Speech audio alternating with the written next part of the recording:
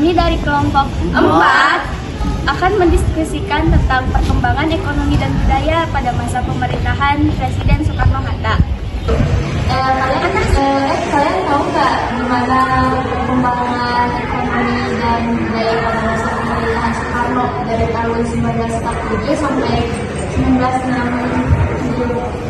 Oh iya, waktu itu Indonesia baru aja merdeka kan, jadi semua bidang dimulai dibangun dari nol, termasuk ekonomi juga. Nah, kalau di bidang ekonomi itu, pemerintah nasionalisasi negara asing itu dikelola sama negara jadi perusahaan asing dikelola sama kita gitu. Ya.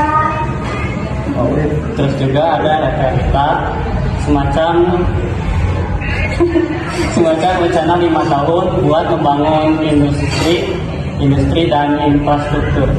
Tapi tetap aja tantangan besar itu makin bermunculan, kayak inflasi makin tinggi, ekonomi makin nggak stabil, terus juga nilai rupiah yang sempat turun gitu dari rupiah, karena kan rupiah itu dilihatnya patokannya dari dolar ya.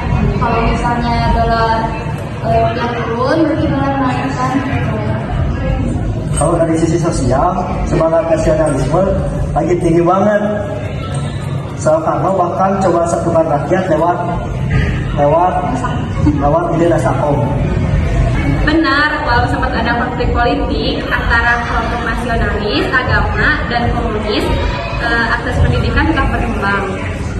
Dan jadi banyak universitas baru yang dibuka, dan itu membuat peluang atau kesempatan masyarakat untuk bersekolah itu jadi lebih luas.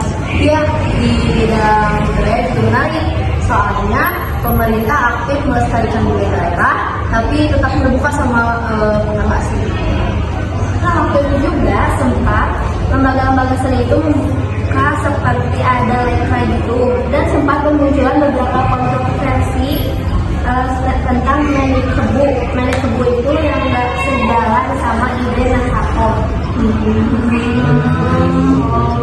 Bidang pendidikan juga berubah besar, bahasa Indonesia dipakai di sekolah dan bahasa Belanda dihapus. Ada juga program pemberantasan buta huruf dan pembangunan universitas baru biar rakyat bisa didik. Kalau kesehatan, pemerintah bikin Bandung Plan buat gabungin layanan pencegahan dan pengobatan.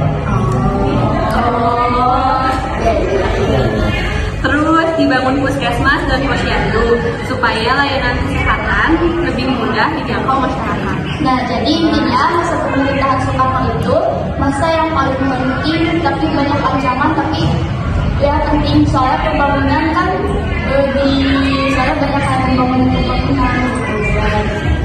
Benar. Jadi semua usaha itu menjadi fondasi penting buat perkembangan dan gimana Indonesia maju sampai sekarang. Iya benar banget tuh, tanpa masa itu Indonesia nggak akan jadi seperti yang sekarang ini loh. Iya. Dan juga ya. Setuju. Sekian dari kelompok kami. Wassalamualaikum warahmatullahi wabarakatuh.